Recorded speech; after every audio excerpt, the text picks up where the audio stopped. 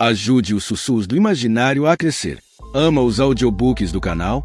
Que tal apoiar esse projeto e ajudar a trazer ainda mais histórias incríveis para todos?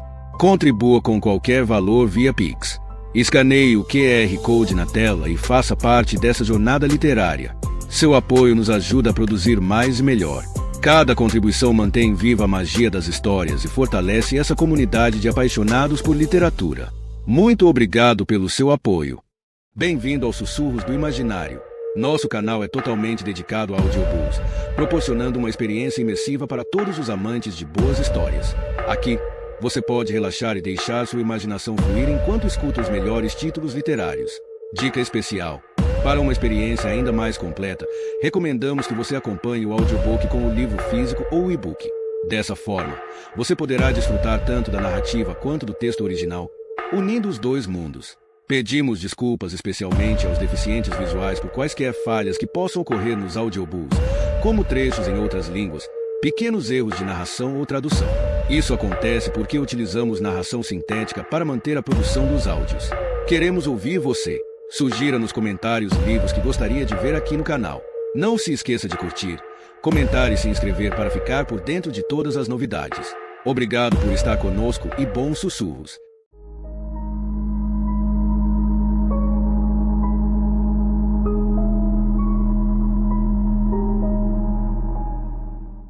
Capítulo 45.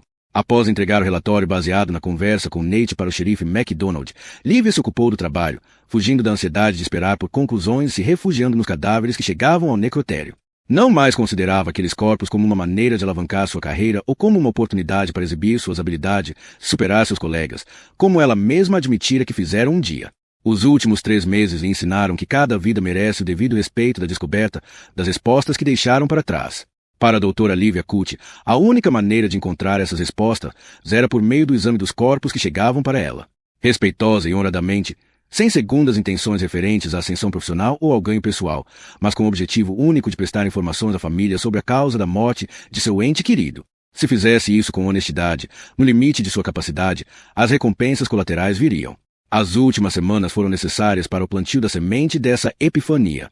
E os últimos dias, após ela ter entregue toda a sua investigação e seu trabalho árduo para as autoridades, confiando nelas para a obtenção das respostas que quase conseguirá sozinha, lembraram-na de que outras pessoas também esperavam, exatamente como ela. Outros aguardavam respostas e tinham depositado sua confiança nela para pôr um ponto final no caso. Livia daria o melhor de si para servir aquelas pessoas, e não a si mesma.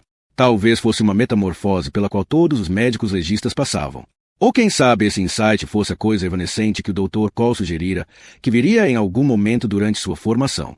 Qualquer que fosse o motivo, Livia era uma pessoa diferente hoje do que quando chegou ao Instituto Médico Legal, em julho. Livia se preparou para mergulhar nos enigmas que repousavam em sua mesa de autópsia, enquanto as autoridades analisavam suas descobertas preliminares e as convertiam em algo mais substancial, e também para esse longo período. Mas, às 10 da noite, enquanto folheava um compêndio, um telefonema mudou seus planos. Foi com surpresa que ouviu a voz de Megan. Preciso ver você. Você está bem? Não. Desculpe não ter ligado, Megan. Seu pai disse que eu devia lhe dar algum espaço. Não me importo com nada disso. Preciso ver você hoje à noite. Hoje à noite? O que aconteceu? Eu sei, Megan afirmou. Eu finalmente sei. Megan esforçou a se manter imóvel debaixo das cobertas depois que terminou de falar com Livia. Ultimamente, já que seus pesadelos tinham recomeçado, sua mãe voltará a ficar à espreita e readquirira o hábito irritante de aparecer em seu quarto para verificá-la. Se ela começasse a se agitar na cama, isso chamaria a atenção da mãe.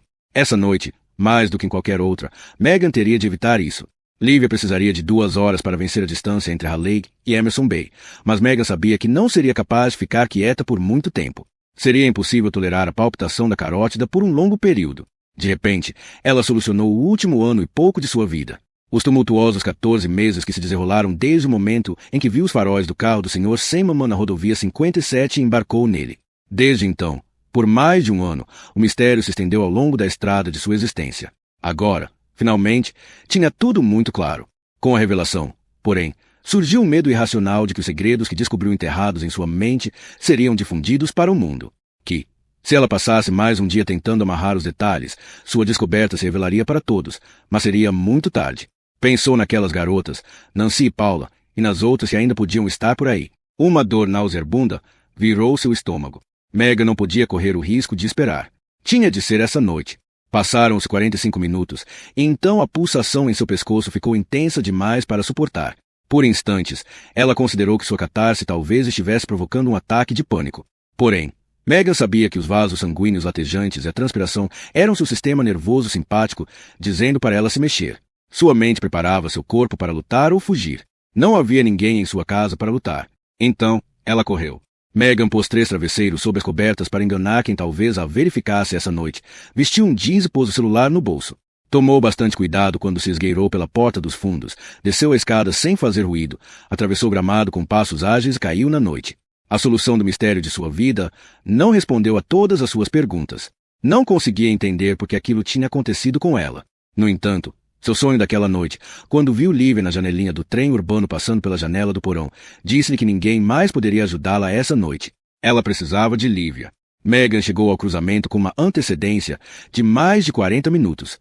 Permaneceu nas sombras e tratou de respirar. Tentou afastar a ideia de que, a cada minuto que passava, o monstro chegava mais perto de tomar conhecimento de sua descoberta.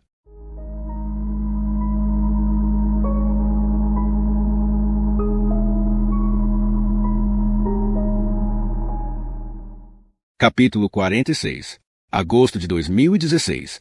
A noite do sequestro. Em sua espera, ela teve de suportar 3 horas de tédio. Conversou com gente que não lhe interessava e riu do humor estúpido típico dos colegas do ensino médio. Viu Matt ignorá-la deliberadamente e ouviu Megan dar risadinhas falsas sempre que Matt abria a boca. Numa ocasião normal, teria sido insuportável. Mas essa noite era tudo menos normal. Era especial. Épica, mesmo. Ficou com Raquel e Jéssica ao redor da fogueira e fingiu beber cerveja. Fingiu também estar interessada nelas. E se importar com a faculdade em que cada uma estaria no outono. Seu celular vibrou no bolso e ela o apanhou depressa. Finalmente, Casey estava pronto.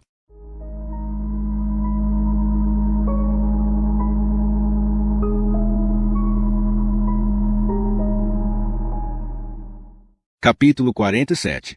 Já era quase meia-noite quando Lívia encostou no cruzamento e avistou Megan parada na sombra de um prédio. A luz da rua iluminou seu rosto quando ela começou a se mover.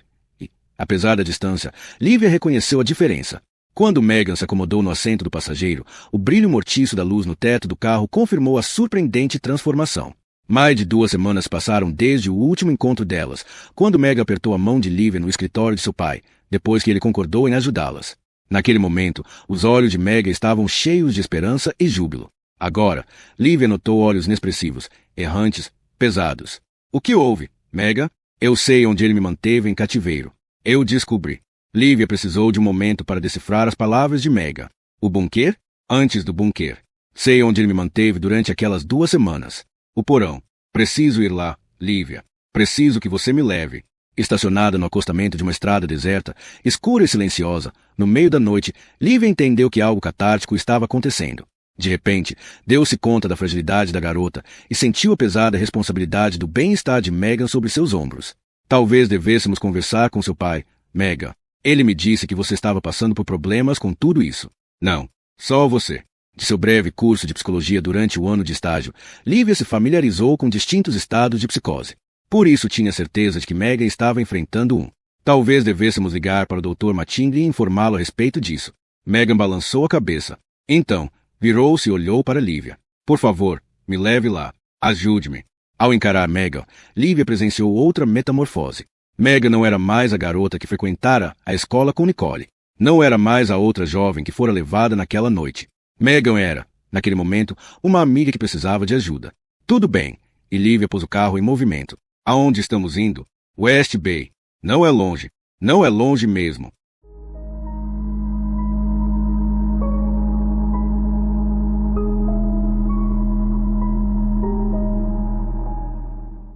Capítulo 48. Agosto de 2016, a noite do sequestro. Casey dirigia um enferrujado Buick Regal, que mantinha coberto e guardado no armazém em West Bay. Era com esse carro que ele sequestrava as garotas. A última vez que Casey dirigiu foi quando viajou para Virgínia no ano anterior, para raptar Nancy Day. Agora, essa noite, quase um ano depois, ele voltou ao armazém mais uma vez. Suas entranhas explodiam de medo e excitação. Essa noite, Casey estava tão exposto quanto sempre estivera, planejando uma captura em Emerson Bay. Mas ele tinha certeza, com a facilidade das outras como referência, que alcançaria sucesso. Era a maneira perfeita de atrair Nicole para seu mundo, de apresentá-la ao barato. Os dois tinham passados muito semelhantes para que ela não tivesse as mesmas necessidades que ele. Assim, quando Nicole veio com a ideia de assustar uma de suas colegas de classe, aliciando Casey para pegá-la e jogá-la no galpão atrás da cervejaria Colemans, ele imediatamente percebeu a oportunidade. Casey abandonou o plano original de pegar Stacey Morgan, a garota que trabalhava no colégio 3 vezes por semana e se encaixava perfeitamente na descrição do último pedido, porque ainda mais perfeita era a oportunidade de trazer Nicole para o seu maravilhoso mundo sombrio. Era um mundo em que ela floresceria, e ele precisava dela ali. Inesperadamente, Casey caíra sob o feitiço dela nesse verão. Nicole era seu par perfeito, sua primorosa cúmplice. Casey levaria a colega de classe de Nicole aonde tinha levado as demais garotas. Ele a entregaria ao porão sob forte sedação, da mesma maneira como entregará as outras. Mostraria a Nicole os seus métodos essa noite. Ele mostraria a ela seu trabalho e observaria a reação em seu rosto, em seus olhos, no lago negro em que também constituía sua alma, tão parecida com a dele. Observaria a transformação dela. E então, em algum momento do futuro, quando outro pedido viesse, Casey não estaria sozinho em seu mundo sombrio, mas acompanhado pela única pessoa que o entendia. Casey entrou no estacionamento vestindo as roupas que Nicole comprará na Goodville, vestuário e sapatos comuns que não deixariam fibras pegadas rastreáveis. Escutou a música que vinha da praia e vozes do grupo reunido ao redor da fogueira. Estacionou atrás do Wrangler, com os faróis baixos contra o estepe preso na traseira. Desligou as luzes e esperou. Seu coração batia num bom ritmo e ele achou que estava mais agitado do que o normal. A mensagem de texto de Nicole chegou 15 minutos depois. Casey pegou o saco no assento ao lado e também as abraçadeiras de nylon. Examinou o estacionamento para ter certeza de estar sozinho. Havia 2 banheiros químicos num canto, que ficaram vazios nos últimos 5 minutos depois que 3 garotas saíram deles. Na entrada da praia, Casey viu a jovem entrar no estacionamento, se dirigir ao Wrangler e abrir a porta do motorista. Com o saco e as abraçadeiras de nylon na mão, Casey acionou o motor, e os faróis banharam Megan McDonald e seu carro com um brilho ofuscante. Ela protegeu os olhos da forte luminosidade e não viu a aproximação dele, até que as luzes desapareceram quando o saco cobriu sua cabeça.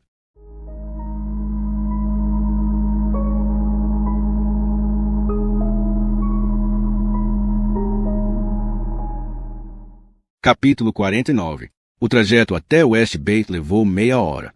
Megan deu indicações de memória, e Lívia teve a impressão de que, enquanto ela trabalhava na semana anterior no necrotério, Megan também havia trabalhado duro. Os últimos dias propiciaram uma grande descoberta, e Megan estava disposta a compartilhá-la apenas com Lívia.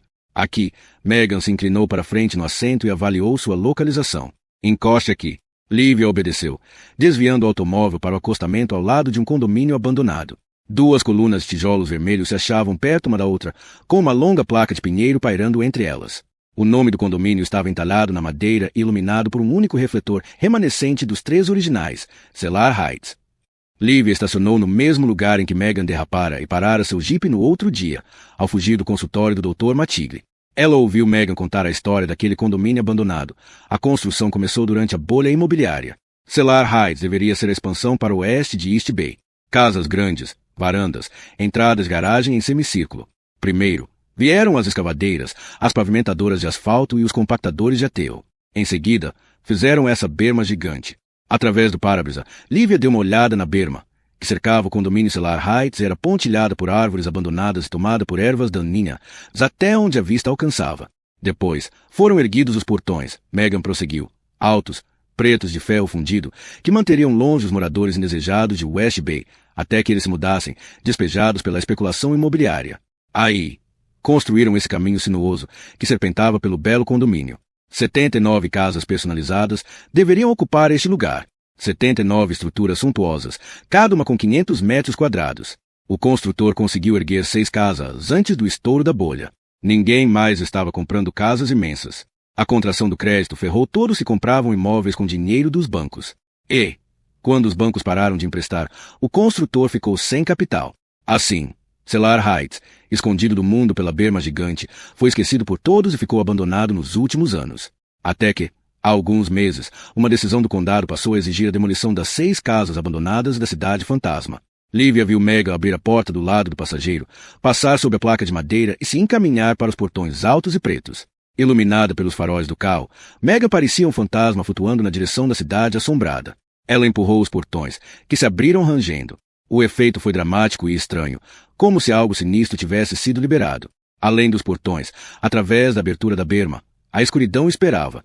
Megan voltou a se sentar no assento do passageiro e fechou a porta do carro. Vamos, Lívia. Preciso saber com certeza.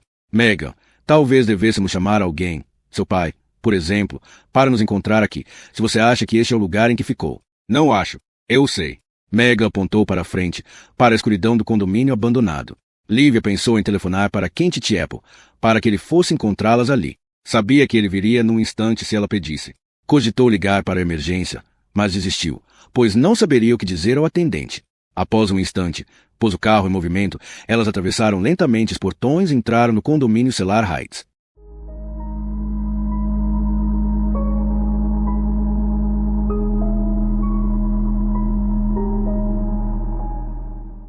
Capítulo 50. Agosto de 2016. A noite do sequestro. Nicole seguia o carro de Casey, que se afastava do estacionamento da praia, experimentando uma emoção estranha se apossar dela com o que acabará de testemunhar. Sabia que, naquele momento, Megan MacDonald estava aterrorizada. E aquilo era um castigo merecido. Tudo na vida de Megan fora ganho de mão beijada. Nunca nada desafiou ou sabotou a cadência perfeita de sua vida. Megan foi a estrela da escola primária e a princesa da escola secundária. E, em breve, seria a aluna genial da universidade, a sábia da faculdade de medicina. Finalmente, a médica que salvou o mundo. Ninguém deveria ter tudo o que quisesse. Nicole adoraria estar no carro de Casey, ouvindo Megan chorar e implorar, mas ambos concordaram que seria muito arriscado. Sem dúvida, Megan identificaria Nicole, mesmo com um saco de algodão na cabeça. Se Nicole falasse ou risse, como certamente faria, o estratagema seria arruinado. Seguir Casey até a antiga cervejaria, onde as reuniões do clube aconteciam, era a melhor opção. Ali, Nicole poderia observar de longe e abafar suas risadas enquanto Casey jogava Megan no galpão e deslizava pesada trava pela porta. O mesmo galpão que o clube usará para a iniciação de Nicole algumas semanas antes. Quando Casey enfim soltasse Megan, a princesa levaria uma hora para encontrar a saída de Cove. Embora Nicole nunca fosse ter a satisfação de dizer a Megan que fora ela quem pregara a peça, sem dúvida apreciaria as consequências. Matt poderia confortá-la por todo o caminho até a Duke. Aonde diabos você está indo? Nicole franziu a testa ao ver Casey virar à esquerda na Junction Avenue e se dirigir para o outro extremo de West Bay. O antigo prédio de Coleman's Brewery ficava na direção oposta. Nicole pegou o celular e ligou para ele. Casey não atendeu.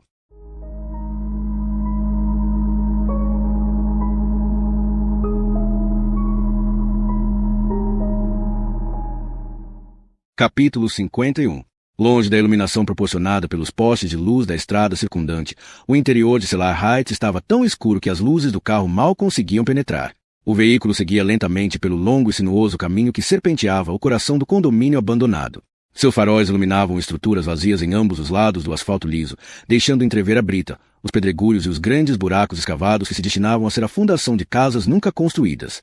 A cada minuto que passava, Lívia sentia o mundo exterior além da berma se distanciar cada vez mais. Ela estava pronta para abandonar a jornada, levar Megan para casa, entregar aquela garota perdida aos pais e pedir ajuda.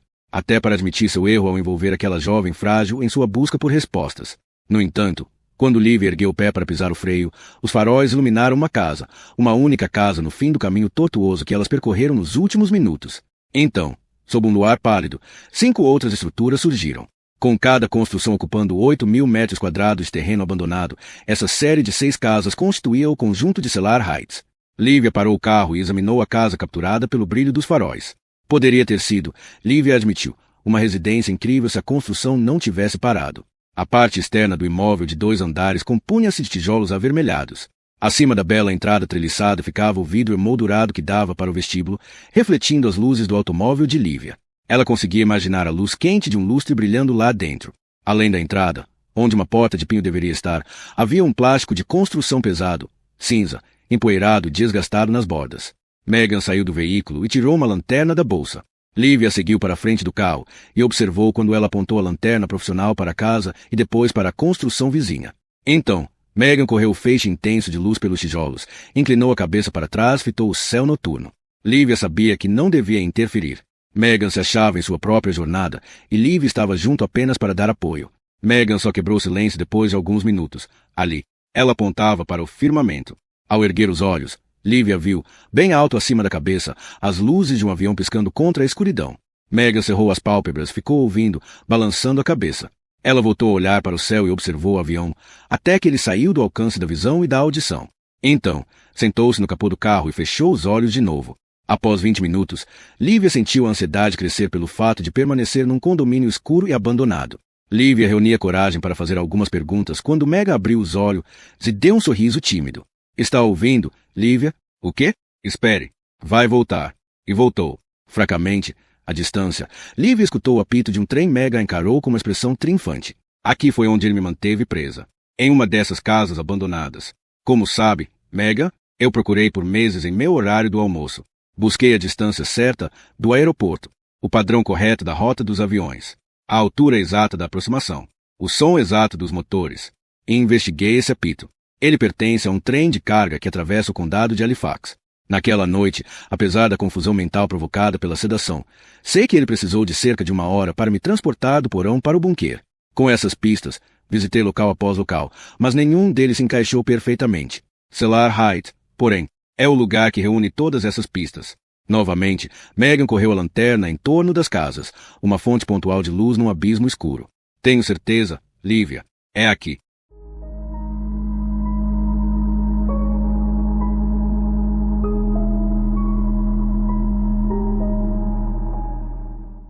Capítulo 52.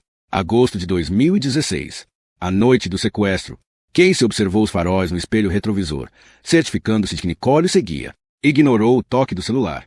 Tinha certeza de que Nicole ligava para questionar porque eles não estavam indo para a antiga cervejaria. O toque do celular, Sweet Home Alabama, fazia um contraste melodioso com os gritos e as súplicas da garota no assento traseiro, amarrada e encapuzada, que entrou em histeria por causa do pai. Casey aumentou o volume do rádio.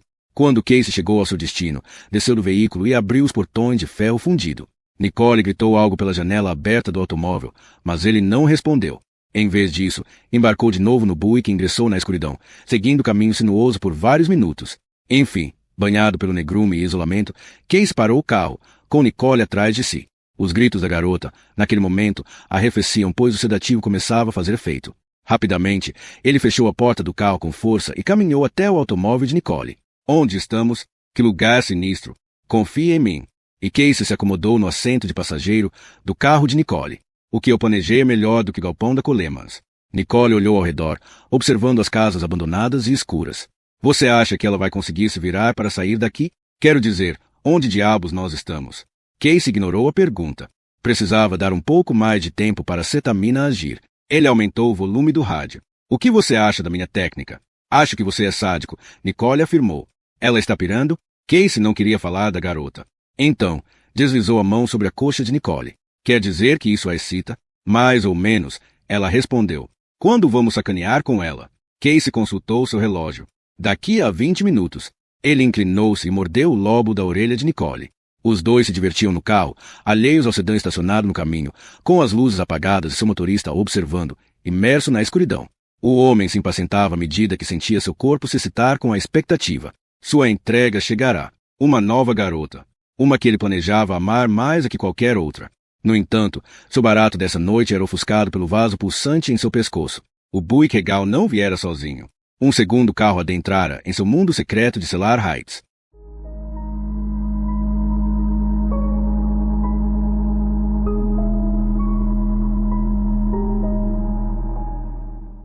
Capítulo 53. Lívia olhou para Megan. Os faróis do carro as iluminavam ao nível da coxa, e insetos flutuavam em seu feixe. Megan, fale-me do que você descobriu. Sei que você acha que meu sequestro está relacionando com os de Nancy D. e Paula D. Amato, e que você tentou encontrar maneiras de ligá-lo, se achar todas as semelhanças entre nós. E existem sim, Lívia. Muitas coisas são iguais. Mas só quando você apontou essas semelhanças, eu percebi as diferenças. Os jeitos surpreendentes em que nossos casos não são parecidos. Não entendo. Do que está falando? Megan? O livro. Megan deu uma risada de desprezo. É tanta besteira. Minha celebridade é falsa, baseada numa mentira. E quanto a todas as jovens que o livro ajudou, total absurdo.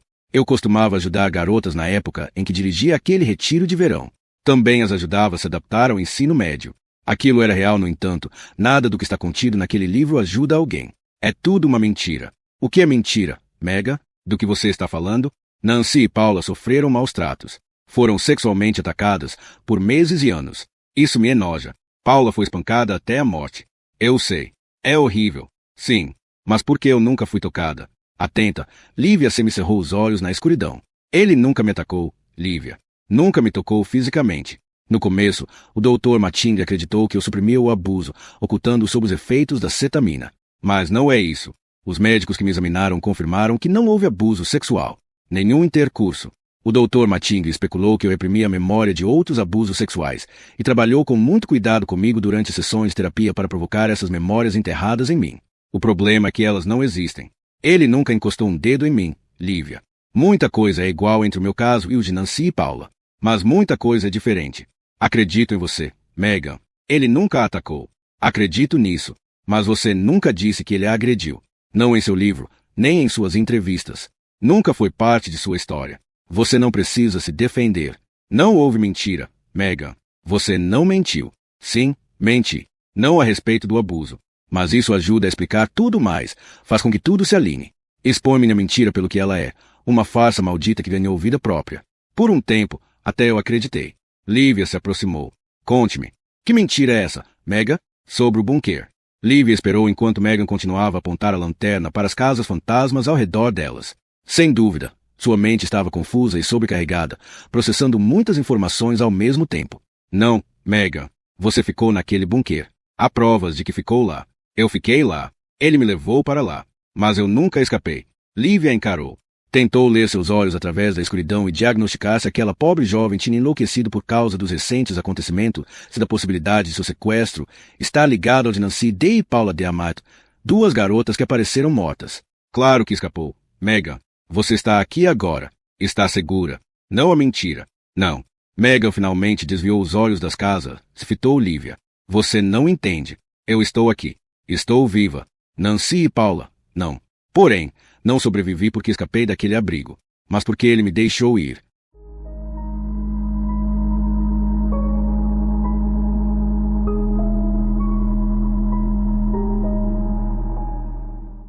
Capítulo 54. Agosto de 2016. A noite do sequestro. Os faróis do carro de Nicole iluminavam o assento traseiro do Buick Regal. A garota se acalmara, enfim. Não chutava mais a porta, nem batia o ombro na janela. Casey tinha certeza de que ela estava deitada no banco, dormindo em um sono parecido com o estado de coma. Ele já vira isso antes. Vamos, Nicole. Chegou a hora. Casey saiu do carro dela e abriu a porta de trás do Buick Regal. De fato, a garota estava inconsciente, deitada como uma bêbada no banco traseiro, com o saco na cabeça, as abraçadeiras de nylon prendendo os pulsos às costas, uma perna estendida no assento de vinil rasgado e a outra pendendo sobre o piso do automóvel. O que há de errado com ela? Nicole quis saber. Ela e Casey estavam iluminados pelos faróis do carro de Nicole, que também destacavam o corpo inconsciente de Megan. Só está tirando uma soneca.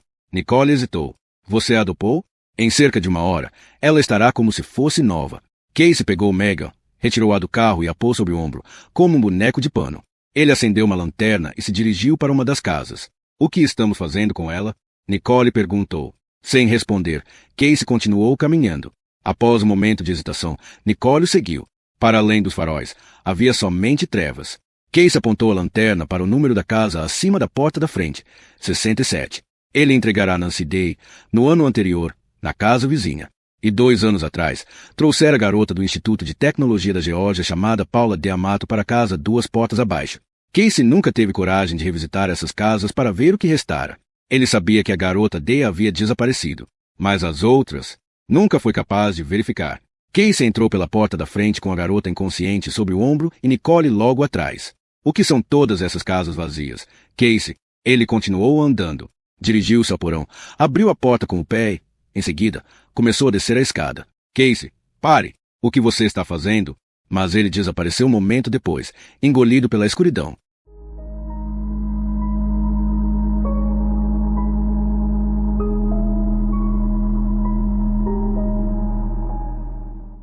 Capítulo 55. Apontando a lanterna, Megan se dirigiu a uma das casas vazias.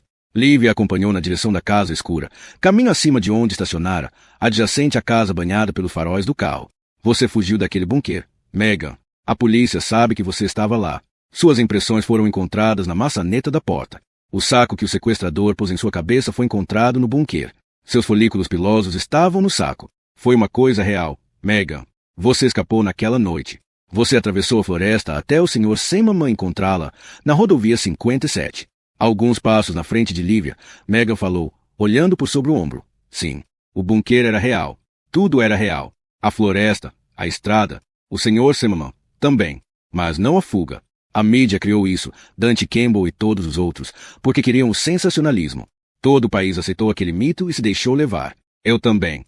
Em meu livro, embelezei os detalhes até acreditar na história. Mas não é verdade. À medida que Megan seguia em direção à casa, o feixe de sua lanterna se alargava na parte externa de tijolos. Ela acelerou o passo e se dirigiu aos fundos da construção. Apontou a lanterna para as janelas do porão, e o feixe as atravessou e iluminou o espaço vazio. Não havia nenhuma tábua de madeira compensada.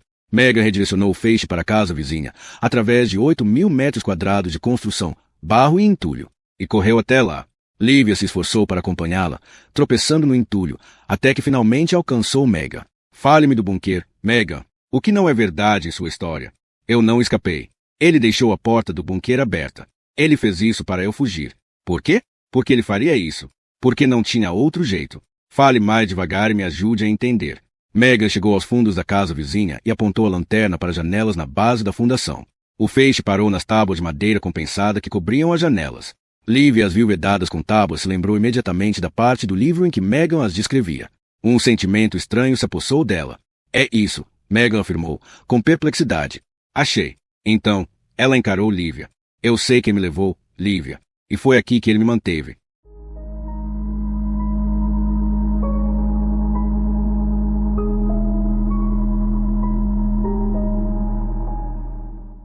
Capítulo 56. Agosto de 2016. A noite do sequestro. A lanterna de Casey iluminou a cama no canto, e ele colocou a garota sobre o colchão. Uma corrente se estendia ao longo do piso de concreto sem acabamento, com uma extremidade presa à parede e a outra um grilhão grosso de couro, que ele fixou no tornozelo de Megan. Tirou um canivete do bolso e cortou as abraçadeiras de nylon que amarravam os pulsos dela. Megan estava deitada de lado, com a respiração profunda, sibilante e pesada, expandindo o peito a cada poucos segundos por causa da sedação. Quando Casey se virou, Nicole, ao pé da escada, o encarava na escuridão. Antes de dizer algo, quero te mostrar uma coisa, ele disse. Prometo que então conversaremos. É que não temos muito tempo. Nicole balançou a cabeça negativamente. Isso é muito doentio. Ela vai surtar aqui. Nicole olhava para as janelas fechadas com tábuas, que eram pouco visíveis no brilho residual da lanterna de Casey. Ele pegou a mão de Nicole e a beijou com intensidade. Estava inebriado com o processo, a captura, que fora tão fácil e fluida de novo. Isso o encheu de uma energia que não encontrava em nenhum outro lugar. Venha comigo. Aonde? Para o meu mundo. Garanto que vai adorar. Você é a única que sentiria isso. Ele arrastou Nicole escada acima. Então, eles atravessaram a casa e saíram para a noite quente de verão, deixando Megan MacDonald sozinha, inconsciente, no porão que assombraria seus sonhos. Enquanto corriam, Casey a puxava, com o feixe da lanterna saltando na noite. De mãos dadas e dedos entrelaçados, os dois passaram correndo pela casa onde ele colocará Nancy Day no ano anterior. Casey sabia que estaria vazia. A casa vizinha surgiu. Acima da entrada, o número 63. Ele passou pela porta e parou no vestíbulo da entrada, escutando. Seu pulso estava acelerado, e se sua mão não estivesse tão apertada na de Nicole, tinha certeza de que estaria tremendo. Casey sabia que não devia se precipitar. Apenas dar uma olhada. Mostrar para Nicole. Provar para ela que era real. Deixá-la ver o poder que ele possuía, e permitir que o que eles tinham acabado de fazer com a garota da festa da praia amadurecesse completamente. Casey abriu a porta do porão e, juntos, eles desceram a escada, orientados pelo feixe estreito de luz da lanterna. Quando chegaram ao porão, Casey espreitou ao redor da parede e ergueu um pouco a lanterna, apontando para o canto. Lá estava ela, a garota do Instituto de Tecnologia da Geórgia chamada Paula de Amato, que ele tinha depositado há muito tempo. Foi uma autêntica surpresa. Quando Nicole gritou, quase todos os músculos da parte superior do corpo de Casey latejaram. Ela encarou a garota no canto, em posição fetal na cama e olhando para eles com olhos brilhantes cegados pelo feixe de luz que Casey apontava para ela. De imediato, Nicole soltou sua mão e subiu a escada correndo. Ela chegou ao topo e alcançou o vestíbulo. Então, Casey a enlaçou pela cintura. Nicole deixou escapar um grito feroz quando ele agarrou seu braço com força e a ergueu do chão, com suas pernas ainda batendo. Finalmente, ele a encurralou, passando os braços ao redor dela, de modo que seu peito pressionou-lhe as costas. Quieta, ele murmurou no ouvido dela. Esse sentimento de sujeira e culpa vai embora. Vai deixar você. Prometo. E, com o tempo, tudo o que restará será a necessidade de fazer de novo. Você também vai sentir isso. Sei que sim. O que é aquilo lá embaixo? Nicole tinha lágrimas rolando pelo rosto. O que você fez? Casey recolocou Nicole no chão, mas manteve os braços em torno dela. Aquela é uma das garotas que peguei. Ele disse ao ouvido dela. Não foi uma captura para o clube. Não foi uma iniciação. Foi de verdade. Houve um momento de silêncio. Paula de Amato. Falamos dela no clube. Você se lembra? Chorando, Nicole chacoalhou a cabeça de um lado para o outro. Não, Casey. O que você fez? Em breve, todos vão falar da garota que pegamos hoje. As pessoas desta cidade e de todo o estado. Todo o país vai falar de nós, Nicole. De você e de mim. Finalmente, Casey aliviou o abraço e a soltou. Nicole se virou devagar e viu as pupilas de Casey cintilantes de malignidade. Era um olhar tóxico que mirava direto sua alma. Num movimento rápido e violento, ela o empurrou e correu. Abriu a porta e atravessou o pátio da frente, coberto de barro e cascalho. Sem a ajuda da lanterna, a noite escura a desorientou, e ela deu diversos passos na direção errada. Então, a luminosidade difusa da lua iluminou seu carro, e Nicole conseguiu se orientar. Ela bateu as pernas no volante do carro quando entrou correndo nele e deu a partida. Acionou o câmbio automático. O veículo se moveu para frente aos trancos quando ela pisou fundo no acelerador. Manobrou para evitar o Buick de Casey, parado na frente dela, e quase bateu nele. Nesse movimento, seus faróis captaram um vislumbre de Casey quando ele apareceu perto do capô do Buick. Apenas um breve borrão de sua camiseta verde. Então, Nicole sentiu um baque quando o para-choque dianteiro o atingiu. Em seguida, houve um balanço nauseante quando a roda se deslocou para cima ao passar sobre o corpo caído de Casey, que cessou quando o carro recuperou a tração no cascalho. Nicole não conseguiu ver muita coisa em seu espelho retrovisor ao fazer uma curva fechada e acelerar de volta ao caminho escuro e longo que percorrera para chegar a esse lugar assombrado. O sedã continuava parado na escuridão, além da última casa. Depois que a garota atingiu o homem, o carro se moveu lentamente. O motorista baixou a janela quando parou seu carro ao lado do corpo se contorcendo no chão. Uma rápida avaliação lhe informou que o fêmur do homem estava quebrado, curvado como o ângulo de um taco de hóquei. Uma dádiva afortunada.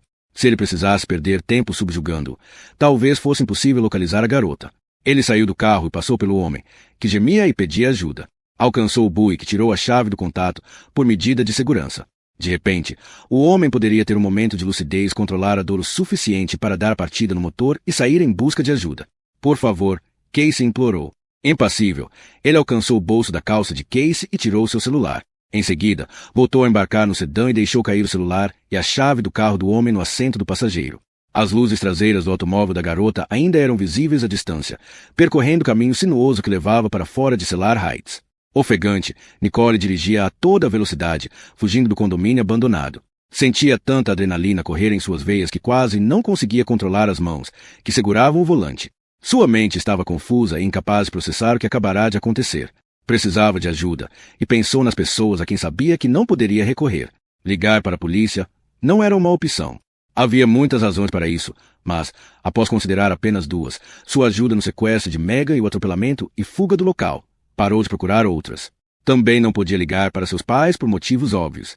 Suas amigas, frágeis e histéricas, não teriam condições de lidar com nada dessa noite. Nicole sabia que precisava de alguém inteligente e equilibrado. Alguém que a enxergasse além de suas falhas. Ela precisava de Lívia. Os pneus do carro cantaram quando ela saiu de Cellar Heights e se dirigiu de volta para a festa da praia. Por alguns instantes, observou o espelho retrovisor, mas sabia que não havia jeito de Casey segui-la. Pensamentos conflitantes de remorso e aversão passaram por sua cabeça. Nicole começou a chorar quando o baque do carro atingindo Casey ecoou em sua mente, e sentiu o estômago revirar ao pensar em Meg acordando no porão mergulhado na escuridão. A imagem de Paula de Amato se apossou de seus olhos. Se estava lá toda vez que Nicole piscava. Deus, havia quanto tempo ela estava desaparecida. Não existiam soluções boas para esses problemas, e reverter os acontecimentos dessa noite seria impossível. Ainda assim, ela tentaria. Eram necessários frenéticos 20 minutos em alta velocidade para chegar à estrada secundária que levaria de volta à festa da praia. 20 minutos para assentar as ideias. Ela voltaria para o estacionamento e esperaria a Lívia. E faria tudo o que Lívia lhe dissesse. Quando Nicole se aproximou de uma placa de pare, pegou o celular e ligou para a irmã. Atenda, atenda, atenda. Por favor, Lívia, atenda ao telefone. Quando Nicole passou pela placa de pare, todos os seus planos mudaram.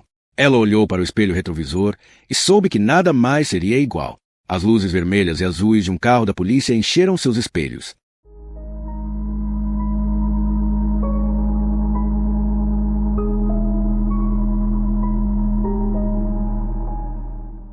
Capítulo 57.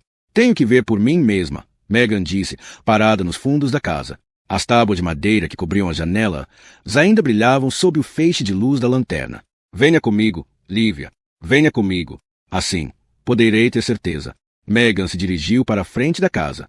Lívia seguiu, mais uma vez tropeçando no escuro sobre o terreno irregular e os pedaços de concreto. Na porta da frente, hesitou antes de acompanhar Megan pelo interior da construção escura.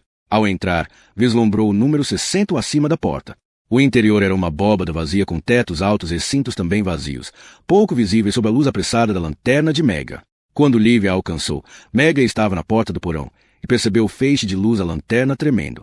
Estendeu o braço e pôs a mão no braço de Megan para acalmar seu tremor. Megan, pare e fale comigo.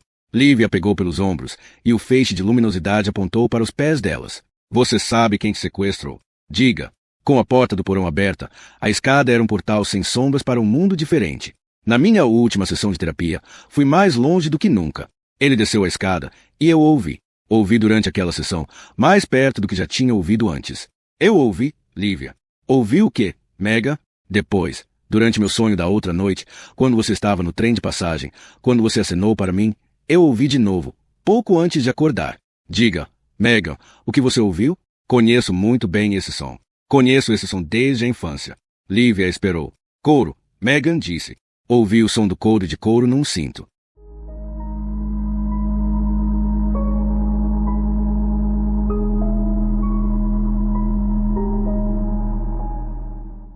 Capítulo 58.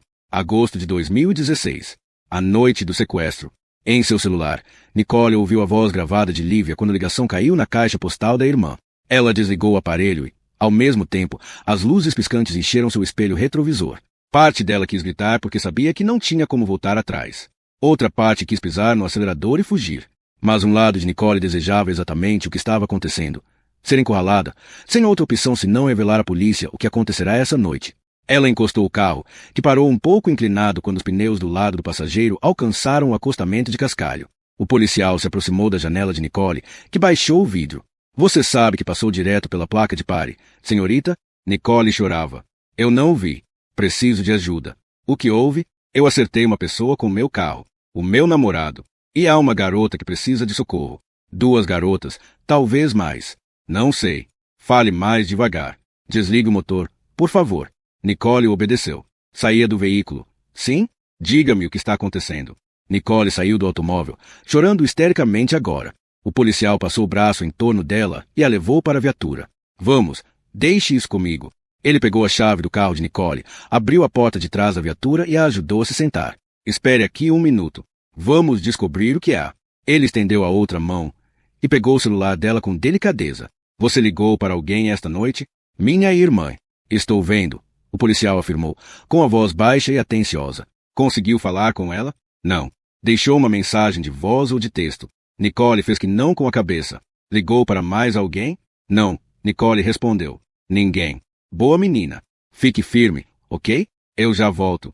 O policial ajudou Nicole a estender as pernas no assento traseiro. Em seguida, fechou a porta da viatura.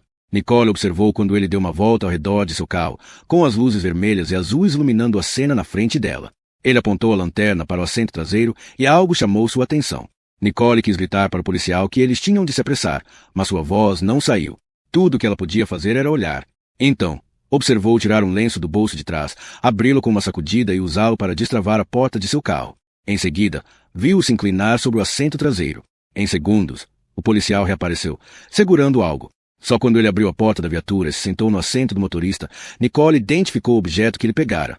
O garfo de cabo longo do kit para churrasco. Comprei isso numa loja Govil. Nicole disse através da tela protetora que o separava, embora não tivesse certeza do motivo. O policial apagou as luzes piscantes e pôs a viatura em movimento. Deu meia volta e acelerou, pegando a estrada secundária. Temos de ir para West Bay, Nicole informou, inclinando-se na direção da tela. Os olhares dele se encontraram no espelho retrovisor. Ah, eu sei aonde estamos indo. Terry MacDonald deu um sorriso enviesado. Não se preocupe, amor.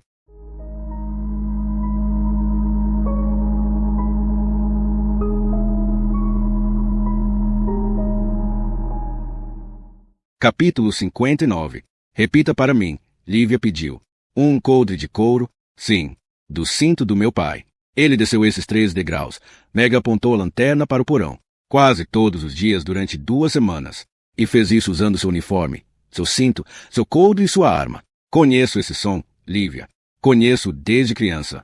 E depois que nós duas começamos isso juntas, depois que você me falou do que sabia, aos poucos tudo começou a fazer sentido para mim. As memórias trançadas em minha mente se desembaraçaram, e toda a loucura daquelas 2 semanas desapareceram.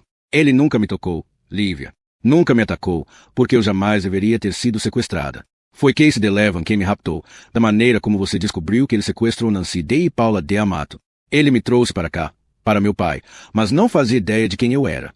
Quando meu pai me encontrou, sedada e adormecida, soube que seu problema era imediato e imenso. O homem que ele contratara para capturar garotas acabará sequestrando sua filha. Ao constatar isso, meu pai não podia me libertar, porque eu traria as autoridades para estas casas, para este condomínio abandonado. Muitas coisas aconteceram nestas casas com as outras garotas para que ele permitisse isso. E muitas coisas ainda estavam acontecendo, até recentemente, com Paula D'Amato. Portanto, ele não podia permitir que este lugar fosse descoberto. Assim, meu pai me manteve sedada por 2 semanas. Colocava sedativos em minha comida e minha limonada. Ele deixou que a busca arrefecesse. Ganhou tempo suficiente para a pressão diminuir. Então, quando acreditava estar seguro, pôs em minha comida uma dose excessiva de cetamina, que quase me matou. Do mesmo jeito que ele matou Nancy Day. Comigo em estado quase catatônico, meu pai enfiou o saco de algodão em minha cabeça e me transportou para o bunker. Lembro-me de partes do trajeto, que durou quase 1 hora. O bunker, ele sabia, tornaria a história perfeita. Desviaria a atenção de onde ele realmente mantivera a mim e as outras garotas. Ele me levou para as profundezas da floresta e me deixou no bunker. Quando acordei, lúcida o suficiente para andar, encontrei a porta do bunker aberta. Apesar da confusão mental provocada pela sedação, eu corri pela minha vida. Não escapei, Lívia. Fiz o que ele sabia que eu faria. Encontrei meu caminho para casa. Megan iluminou a escada com a lanterna. Preciso ver por mim mesma. Não devemos fazer isso sozinhas, Megan. Precisamos conseguir ajuda e resolver tudo. Ter certeza de tudo o que está me dizendo. Nunca tive mais certeza de algo em minha vida. Mas tenho de ver este lugar de novo. Preciso ver que ele existe em algum lugar além da minha mente. Megan direcionou o feixe de luz para os 13 degraus que sabia que estariam ali e começou a descer para o porão escuro. Não houve nada, nem em seus anos de vida escolar, nem em seu único ano de estágio, nem em seus 4 anos de residência, nem nos últimos 3 meses de curso de especialização, que pudesse ter preparado Lívia para o que ela viu quando alcançou o pé da escada. Lívia tentou o interruptor de luz, mas não havia eletricidade. Assim, teve de acertar os degraus sob a orientação da lanterna. Quando Megan chegou ao último degrau e iluminou o porão, Lívia gritou ao ver o reflexo de 2 olhos, como os de um gato num arbusto.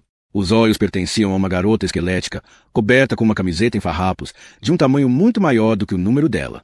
Seu cabelo comprido era um emaranhado de tranças, e suas bochechas pareciam ter afundado como as dos idosos. A garota recuou em sua cama quando a luz a encontrou, pondo-se em posição fetal, com os joelhos junto ao peito e os braços passados em torno das canelas. Não me machuque, a garota gritou. Megan, em sua própria busca até esse momento, transformou-se de repente na mulher jovem e inexperiente que era, e fitou Lívia com os olhos arregalados e muito assustada. Lívia pegou a lanterna de Megan e tirou o foco da garota, percebendo que, como única fonte de luz, ela não tinha ideia de quem entrará no porão. Tudo bem, Lívia disse, e sou médica. Estou aqui para ajudá-la. Ele está aqui? A garota perguntou, em pânico. Ele está com você? Não. Lívia se aproximou devagar. Apenas nós. Ninguém vai te machucar. A garota começou a se balançar de um lado para o outro na cama, ainda segurando as pernas junto ao peito. Lívia não entendia o que estava acontecendo. Achou que a jovem talvez estivesse tendo uma convulsão. Mas assim que se aproximou, viu que ela sorria. Quase ria. Por favor, me ajude. Por favor, tire-me daqui. Eu vou, querida, eu vou. Lívia a abraçou. Passou a mão por seu cabelo seco e emaranhado, enquanto a garota chorava em seu ombro. Lívia permitiu que o abraço durasse apenas alguns segundos. Temos de tirar você daqui. Precisamos correr. Tudo bem? A garota concordou. A corrente está presa na parede. Tentei arrancá-la, mas não consegui. Lívia se dirigiu até a parede e se agachou onde a corrente estava presa. Agarrou-a e a puxou, mas a corrente permaneceu no lugar. Ela olhou para Megan, paralisada ao pé da escada. Megan, venha me ajudar. Megan entrou em alerta e balançou a cabeça negativamente. Você não vai conseguir, Lívia. Não sem uma ferramenta ou um martelo. Lívia dirigiu o feixe de luz ao redor do porão e avistou uma mesa a um canto. Ela se dirigiu até lá, Encontrou uma lata de tinta spray e viu pela primeira vez os 2x pintados na parede, com o excesso de tinta escorrido em longas listas até o chão. Diante daquela visão, Lívia sentiu uma agitação estranha tomar posse dela e teve de resistir ao desejo mórbido de examinar aquele lugar medonho. Então, abriu as gavetas em busca de algo com que pudesse soltar a corrente. As gavetas estavam vazias. Tudo bem, Lívia se virou para a garota. Querida, como você se chama? Elizabeth Jennings. O nome era familiar. Nas últimas semanas, Lívia pesquisara o desaparecimento de outras garotas da região e se lembrou vagamente de topar com a história dessa jovem. Também se lembrou do perfil dessa garota no fichário preto de Nate. Ela era de um estado vizinho. Muito bem, Elizabeth, preciso ir até o carro para... Não me deixe. Elizabeth, tenho de pegar uma chave de roda para ver se conseguimos arrancar essa corrente. Não há outro jeito. Nós já voltamos. Prometo. A garota começou a tremer e chorar. Não estamos te abandonando. Nós voltaremos em 1 ou 2 minutos. Prometo. Não. A garota se desesperou. Eu fico com ela, disse Megan. Lívia respirou fundo. Sabia o quão duro seria para Megan permanecer ali por sua própria conta. Tem certeza? Vá, mas deixe a lanterna. Lívia obedeceu e subiu a escada. Do lado de fora, dirigiu-se para seu carro, que estava a 2 casas de distância, estacionado no fim do caminho sinuoso que levava a nenhum lugar e a todos os lugares. Enquanto corria, pegou o celular no bolso e ligou. Emergência. Em que podemos ajudá-la? A atendente perguntou. Meu nome é Lívia Cucci. Sou médica. Ela tentava controlar a voz durante a corrida. Estou num condomínio abandonado em West Emerson Bay. Em uma das casas, encontrei Elizabeth Jennings, uma garota desaparecida que acredito ser do Tennessee. Preciso de ajuda imediatamente. Você está num condomínio de Emerson Bay? É isso. Sim. Em West Bay, no condomínio Cellar Heights, perto de Euclid e Mangrove. Encontrei uma garota desaparecida, Elizabeth Jennings. Enquanto o atendente digitava num teclado, houve uma pequena pausa. Elizabeth Jennings está desaparecida há 2 anos. Você se refere a ela? Sim. Preciso de uma ambulância imediatamente. E da polícia? Os policiais estão sendo enviados agora. Senhora, gostaria que eu ficasse na linha com você? Não. Lívia desligou o celular, guardou no bolso e correu até o automóvel. Megan fitou a garota sentada calada e imóvel na cama. Se pôs a andar pelo porão de um modo como nunca pôde em suas 2 semanas de cativeiro. Não havia nada que a contivesse. Ela iluminou a parede pintada. No terceiro X, ele me mataria. Elizabeth Jennings informou. Megan percorreu a parede com o olhar. Desde sua sessão de terapia anormal, as coisas vinham ficando claras para ela. Ansiosa por descobrir a próxima peça do mistério, Megan nunca parou de reconstituir os fatos. Até então. Até ficar no porão com outra garota que seu pai sequestrou. Uma sensação nauseante se apossou dela, e todos os fatos que acumulou em sua mente colidiram com a dor em seu coração. Nesse momento, ela iluminou o grande parafuso olhar no pé da parede e seguiu a corrente até o tornozelo da garota. Seu pai podia mesmo ser responsável por tal monstruosidade. Megan se lembrou de Nancy Day. Ela lera artigos que relatavam a busca desesperada de seus pais. A cova rasa onde seu corpo foi encontrado. E recentemente, tinha visto as fotos vazadas online que mostravam o cadáver de Paula de Amato abandonado na floresta, ao lado de um buraco vazio que a esperava. O homem que a criou podia ter feito essas coisas. Você vai segurar minha mão. Megan desviou o olhar do tornozelo de Elizabeth, onde sua mente devaneava. Até a médica voltar? A garota perguntou. Claro. Megan assentiu.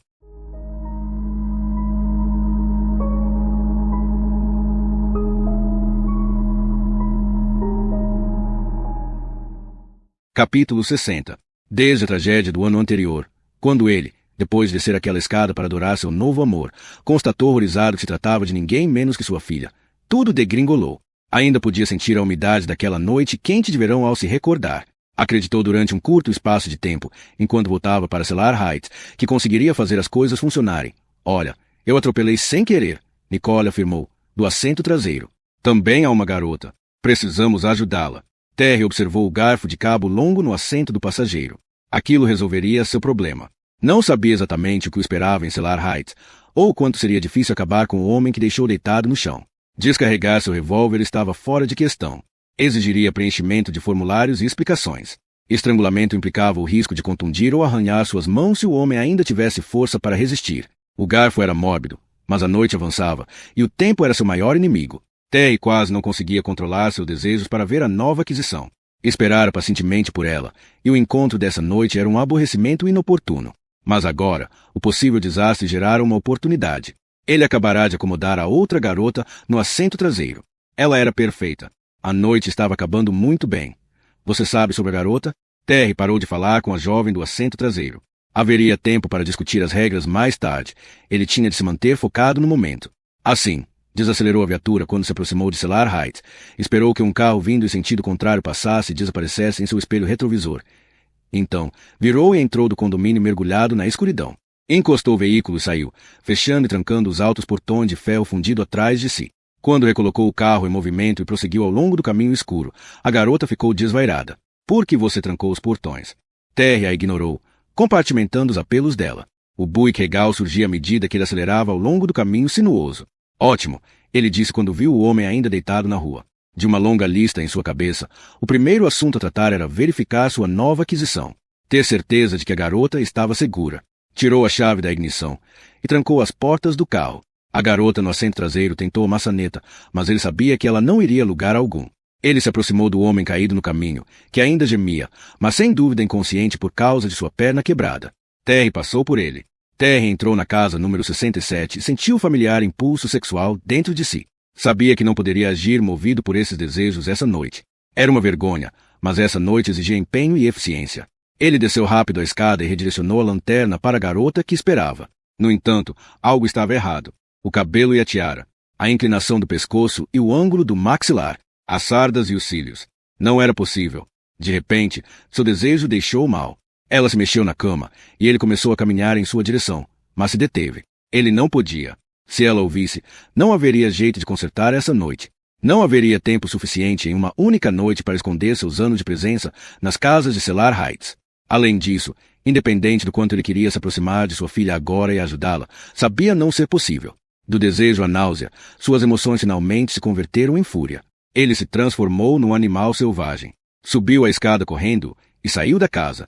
Abriu a porta dianteira do carro, quase arrancando, e agarrou o garfo de cabo longo. Não pensava em nada quando se agachou diante do homem caído na rua.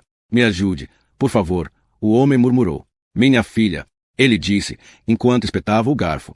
Com os dentes cerrados e os olhos endemoninhados, repetiu seu movimento 5 vezes, em cada uma repetindo. Minha filha. Então, um ruído chamou sua atenção. Ele olhou ao redor.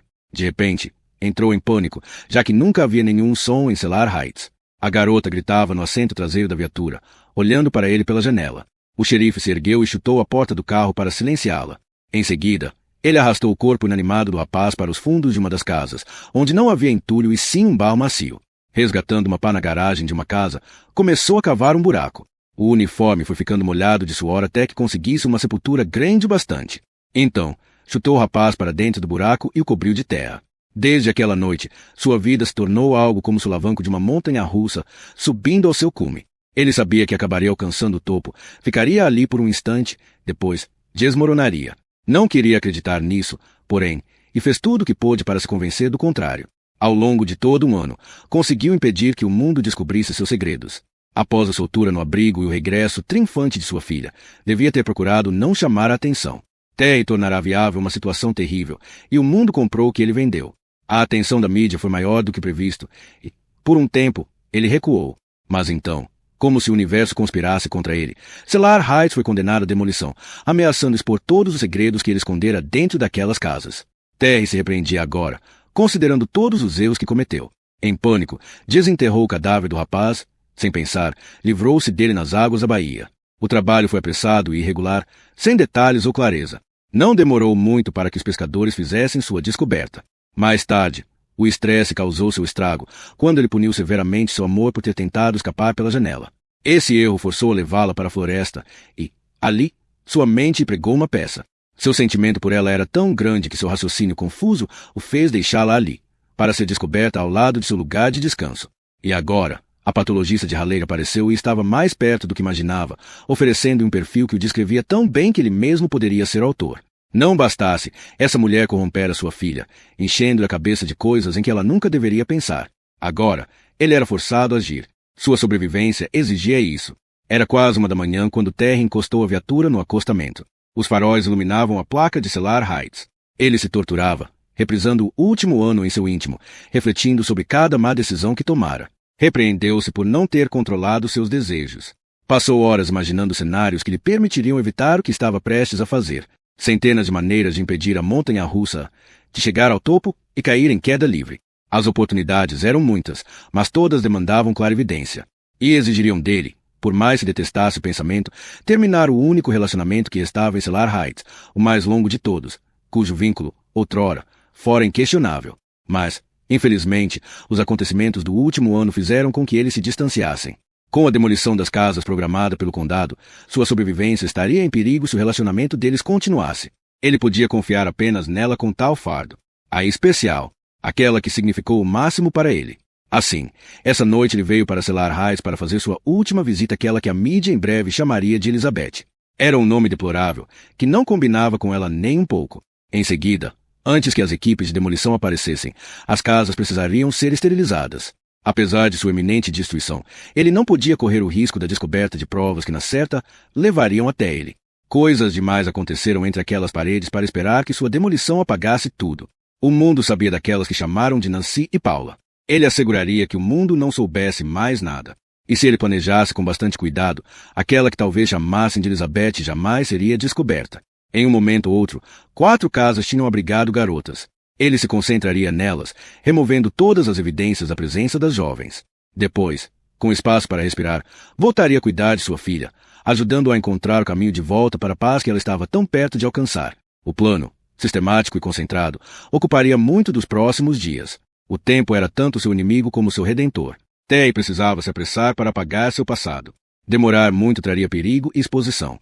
No entanto, se ele conseguisse dar os primeiros passos com sucesso, eliminando a última garota que residia em Cellar Heights, descartando adequadamente seus restos mortais e depois, deixando imaculadas as casas antes da demolição, o tempo se tornaria seu aliado. Ele poderia se concentrar em sua filha e ajudar em sua cura. Dias e semanas marcariam o passado, até mesmo meses e anos. Tei se afastaria cada vez mais de sua história. Cellar Heights desapareceria e levaria consigo todos os segredos dele. Seus amores deixariam saudade, mas com o tempo a dor desapareceria. Ele ficaria a salvo. Sua filha se recuperaria. O mistério das garotas desaparecidas se desvaneceria. Seu coração se emendaria. Talvez conseguisse consertar as coisas em casa e encontrar um jeito de ser feliz de novo. Ele teria de controlar a médica. Teria de aplacá-la. Ele acharia um jeito. O radiocomunicador chiou, arrancando Terry de suas fantasias. Temos um pedido de ajuda no condomínio Cellar Heights, em West Bay. Solicito unidades e ambulância. E assim como surgiu, a voz do radiocomunicador desapareceu.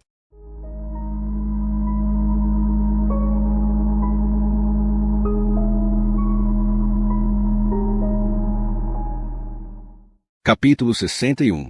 Com a ajuda da luz interna do porta-malas, Lívia tirou a pesada chave de roda de metal preto e correu de volta para casa, deixando o porta-malas aberto. Enquanto corria, tentava se concentrar na casa à distância, com a imagem escura e trêmula em sua visão em túnel. Subiu a escada da frente, atravessou a porta aberta e desceu a escada para o porão. Megan, ao lado de Elizabeth Jennings, segurava sua mão. Lívia agachou-se, enfiou a extremidade da chave de roda no olhar do parafuso e inclinou-se para trás, puxando com toda a força. Após 10 segundos de gemidos, verificou seu progresso e percebeu sob o brilho da luz da lanterna que o parafuso não se movera nem 1 centímetro sequer. Ao reposicionar a chave de roda, levantou-se, pôs o pé sobre a ferramenta, então transferiu seu peso para ela. Como nada aconteceu, tentou saltar para aumentar a força, mas isso fez com que a ferramenta escapasse e Lívia levasse um tombo, com a chave de roda chocalhando no piso de concreto. Foi a vez de Megan tentar, por 1 ou 2 minutos, antes que Elizabeth começasse a chorar. Lívia virou-se para ela, dizendo, já chamei a polícia. A ajuda está a caminho. Eles conseguirão soltá-la. Fitou Megan, que batia a chave de roda contra o parafuso. Enquanto isso, vamos esperar. Lívia usou o tom de voz mais tranquilo de que foi capaz. Todas nós. Não iremos a lugar algum sem você. Deixe-me ver como você está. Lívia dedicou algum tempo a examinar Elizabeth Jennings. Fez um exame superficial e constatou que a garota estava desnutrida, abaixo do peso normal e com sinais de lesão nos tornozelos, e nos pulsos devido ao método de sujeição. Lívia passou as mãos com delicadeza pelo corpo da jovem, procurando ossos quebrados ou sinais de infecção. Você achou a outra garota? Elizabeth perguntou. Lívia interrompeu o exame e olhou para Elizabeth. Megan parou de manusear a ferramenta e também se voltou para a jovem. Que outra garota? Lívia quis saber. A outra que está aqui. Às vezes, nós conversamos. Elizabeth apontou para o teto. Lívia ergueu o olhar e seguiu o feixe de luz da lanterna que Megan direcionou lentamente para cima, detendo num respiradouro. Podemos nos ouvir, Elizabeth afirmou. Ela me salvou. Ele não me machucou mais desde que ela chegou. Quando temos certeza de que é seguro, sussurramos através do respiradouro, mas não a escuto há algum tempo, desde que ele veio da última vez. Lívia sentiu a respiração acelerar. Essa outra garota está no andar de cima. Em algum lugar, Elizabeth respondeu. Aonde quer que o respiradouro chegue. Seu nome é Nicole.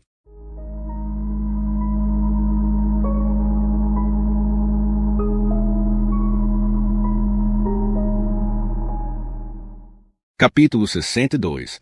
Lívia subiu a escada de 2 em 2 degraus, com o feixe de luz da lanterna pulando erraticamente. Nicole! Ela gritou ao chegar ao topo da escada do porão. Esperou uma resposta, mas em vão. Nicole! Percorreu o andar térreo, apontando a lanterna para cada recinto vazio, sem encontrar sinal de vida em nenhum deles. Perto da entrada da frente, ergueu os olhos para a escada. Lívia subiu e chamou o nome da irmã quando chegou ao alto. Nicole! Nada. Lívia orientou-se, imaginando o respirador acima da cama de Elizabeth, inferindo aonde poderia chegar. Apontou a lanterna para o corredor e correu para a porta aberta do quarto. Sem fôlego, alcançou a entrada e iluminou o recinto. Ficou de coração partido quando viu a cama com lençóis amarrotados, um armário e um espelho. Havia um grilhão no chão, com o feixe de couro aberto. Nicole, onde você está? Lívia passou mais um minuto examinando inutilmente os outros quartos vazios no andar superior. Então, correu de volta para o porão. Ela está aqui? Megan quis saber. Não. Quero que você pense, Elizabeth. Quando foi a última vez que falou com Nicole? Nós não falamos. Nós sussurramos. Quando foi a última vez? Não sei direito. Alguns dias atrás. Lívia não tinha certeza do que queria ouvir. 1 ano atrás seria mais fácil. Alguns dias atrás significava que acabará de perder sua irmã. Alguns dias queria dizer que, se ela tivesse trabalhado mais duro ou mais rápido, poderia ter subido a escada e encontrado Nicole deitada na cama, assim como encontrou Elizabeth Jennings. Freando bruscamente, um carro parou do lado de fora. A polícia chegou? Elizabeth arregalou os olhos. Sim, Lívia disse, mas sua voz denotava esperança e alívio forçados. O barulho do lado de fora não era o que ela esperava. Lívia ansiava por ouvir sirenes distantes, que ficavam mais ruidosas pouco a pouco e culminavam em luzes vermelhas e azuis iluminando em lampejos a casa. Queria ouvir a sirene de uma ambulância quebrando o silêncio da noite. Em vez disso, ouviu um único carro sem sirenes nem luzes. Os gritos ou os clamores dos policiais estavam ausentes. Não havia paramédicos empurrando maçãs e trazendo equipamentos até o porão. Nenhum radiocomunicador chiando. Tudo o que Lívia escutou foram alguns passos percorrendo o andar térreo, que pararam no topo da escada do porão. Em seguida, o feixe de luz de uma lanterna iluminou os degraus, precedendo novos passos. Acima do som dos passos que se aproximavam, Lívia percebeu que Elizabeth começava a hiperventilar. Ela recuou para sua posição defensiva, com os joelhos dobrados junto ao peito e os braços passados em torno das pernas. Megan também estava entrando em pânico. Lívia empurrou Megan para trás de si e se postou na frente da cama, como se pudesse proteger as duas do que estava por vir. O feixe de luz brilhou intensamente em seus olhos quando ele surgiu no pé da escada. A lanterna era tão potente que iluminou todo o espaço e cegou as 3 garotas, como se elas estivessem olhando para o sol. Lívia deixou cair sua própria lanterna, que bateu no chão e ficou apontando para um canto do porão. Megan, o que está acontecendo? Querida? Ele perguntou, com a voz firme. Ah, meu Deus! Megan disse ao ouvir a voz do pai. Onde está Nicole? Lívia exigiu saber. Megan, gostaria que você saísse e me esperasse no carro. Onde está minha irmã? Lívia gritou. Não sei o que ela lhe disse, Megan, mas estou aqui agora. Eu cuidarei de tudo. Outros policiais estão a caminho. Saia e espere por eles na minha viatura. Megan começou a se mover. Lívia agarrou-lhe o braço. Imediatamente, Megan, saia. Assim, poderei controlar esta situação. Megan se soltou de Lívia e começou a se afastar dela. Boa menina. Espere lá fora. Tremendo, Megan caminhou em direção à luz da lanterna, incapaz de ver seu pai atrás do intenso brilho. Ao passar ao lado dele, em vez de se virar para subir a escada do porão, estendeu a mão para pegar sua arma. A alça do couro ficou presa e Megan tentou soltá-la. Lívia se viu livre da luz da lanterna, mas ainda continuava ofuscada. No entanto, não pensou 2 vezes. A adrenalina inundou seu sistema circulatório e Lívia correu na direção de Terry. Seus corpos se chocaram no centro do porão. O dele era muito mais pesado do que o dela, e isso a fez se lembrar de seus treinos de boxe com o Randy. Lívia viu Megan cair nos degraus da escada e foi agarrada por Terry e jogada no chão. Então, ela investiu contra os pés de Terry e abraçou seus tornozelos com força, derrubando-o. Ele deixou a lanterna escapar da mão, e ela foi parar junto à parede, desperdiçando muito de sua luminosidade. Terry usou a sola do sapato contra o rosto de Lívia e a empurrou para trás. Rapidamente, os dois ficaram de pé. Então, Lívia desferiu um chute lateral que atingiu as costelas dele, deixando-o sem ar e fora de ação.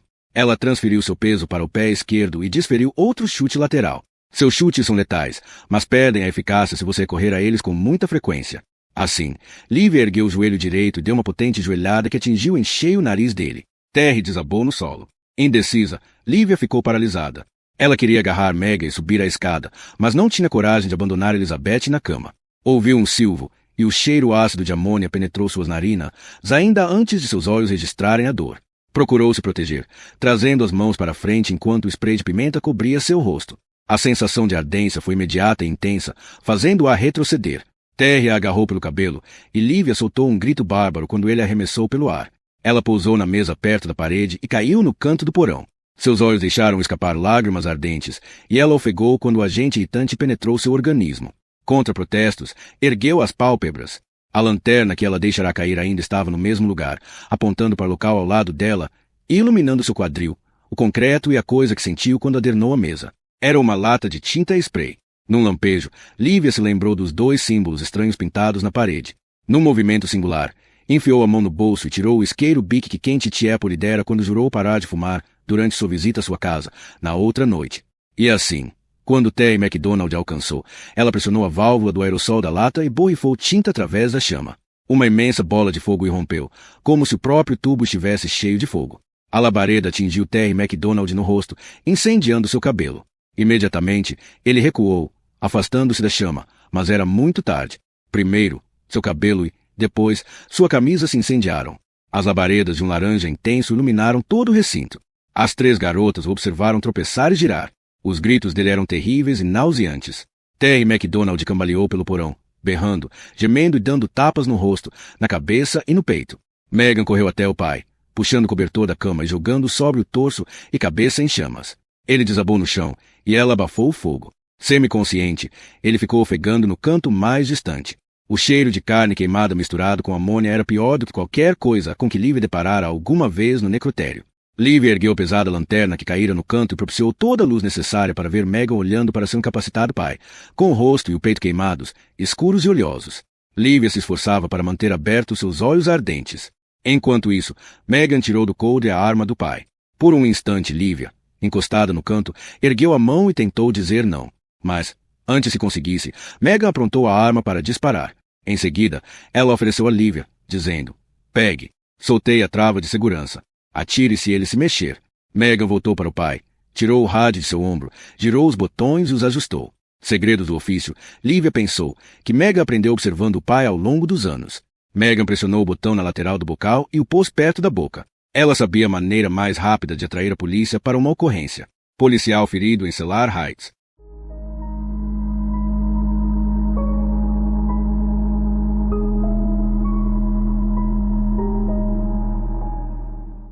Capítulo 63. A primeira viatura demorou 6 minutos para chegar, mas logo depois de inspecionar a cena, a cidade fantasma de Cellar Heights ficou cheia de vida, com luzes piscantes vermelhas e azuis, dezenas de faróis, ambulância e caminhões de bombeiros. 1 hora depois, os detetives chegaram com refletores potentes, que iluminaram o condomínio abandonado como se fosse meio-dia. Os helicópteros das emissoras de rádio e TV logo pairavam por cima das cabeças depois que a notícia se espalhou. Elizabeth Jennings foi colocada em uma ambulância e levada para um hospital em Emerson Bay. Terry MacDonald foi transportado de helicóptero para Raleigh, para ser tratado pela unidade de queimados da Universidade Duke. Megan foi conduzida, sob a supervisão do Dr. Matigli, para uma clínica de tratamento particular, não revelada para a imprensa. Lívia, após ser tratada por paramédicos que lavaram seus olhos com solução salina, ficou em Cellar Heights, recusando a sugestão de realizar uma tomografia e ficar em observação. Todas as 6 casas foram investigadas. 3 não tinham sido usadas. As outras revelaram sinais de vida em certo momento do tempo. Todas possuíam características semelhantes, com janelas cobertas por tábuas e condições de vida muito insalubres nos porões. A mobília era igual em todos os espaços, incluindo uma cama, uma cômoda e uma pequena mesa, onde chegou à conclusão de que as refeições eram servidas. Em todos os porões, uma das paredes estava pichada com 2x. À polícia e aos detetives, Lívia transmitiu a afirmação de Elizabeth Jennings de que ela estivera em contato, através do sistema de ventilação, com uma garota chamada Nicole. Ela tinha certeza de que se tratava de sua irmã, desaparecida havia mais de 1 ano. Lívia mostrou aos detetives o quarto do primeiro andar, onde condições de vida semelhantes foram encontradas: cama, Comoda e grilhão. Uma fita amarela foi colocada na entrada do quarto, com os detetives à espera da unidade de cena do crime. A procura por Nicole Cutt prosseguiu. Só depois de uma semana, Terry MacDonald foi capaz de responder às perguntas dos detetives. Mumificado em pesadas ataduras brancas, apenas a boca e os olhos eram visíveis durante o interrogatório. Os detetives precisaram de 3 dias no hospital para reconstituir os últimos 3 anos. Descobriram que o pai de Megan MacDonald queria falar. Estava ansioso, de fato, para livrar sua alma do pecado. Ele confirmou todos os fatos que Lívia trouxe à atenção dos detetives sobre Nancy Day e Paula D. Amato. Elizabeth Jennings estava inserida no quebra-cabeça e ligada com aquilo que Megan começava a divulgar. O único elo perdido a que chegaram ao final do 3º dia era o paradeiro de Nicole Cutt. Sob tremenda pressão, Terry MacDonald contou que, com a aguardada demolição de Cellar Heights, trabalhou febrilmente para encontrar um novo lar para as garotas que restaram, Elizabeth e Nicole. No entanto, com a pressão aumentando e sua filha doente começando a ter pesadelos, ele teve certeza de que sua memória o trairia. Assim, em vez de transferir seus 2 amores restantes para outro lugar, ele se desfez delas. Primeiro, Nicole. Elizabeth Jennings seria a próxima. Por 2 semanas, a força policial do condado de Montgomery, usando escavadeiras emprestadas, revirou a floresta onde Terry MacDonald havia enterrado o corpo de Nicole, mas não encontrou nada. Pressionado a revelar detalhes e a localização correta, ele, entre lágrimas, disse aos detetives que tinha certeza do local. Confessou que, em sua afobação, enterrou o corpo de Nicole sem a proteção de um saco mortuário. Suspeitava que talvez os animais tivessem levado seus restos mortais. Quando Lívia recebeu essa notícia, ouviu, impassível, os detetives e os assistentes sociais explicando sua teoria. Após um momento, Lívia se alheou. Tudo em que conseguia se concentrar era no fato de que o corpo de Nicole não estava mais esperando para ser descoberto. Não havia mais a chance de os restos mortais de sua irmã chegarem ao seu necrotério, onde lhe pediriam que descobrisse as respostas contidas nele. Naquela noite, Lívia dormiu sob o ventilador de teto vermelho de seu quarto de infância, encontrando em seu sono tanto a paz quanto angústias relativas à perda dessa oportunidade.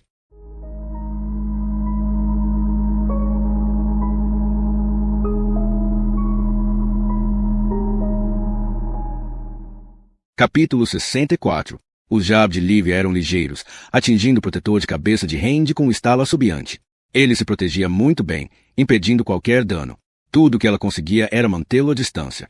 Então, Lívia transferiu o peso para a perna esquerda e se preparou para erguer a perna direita e atingir o torso dele. No entanto, ela notou que o braço dele se ergueu em antecipação.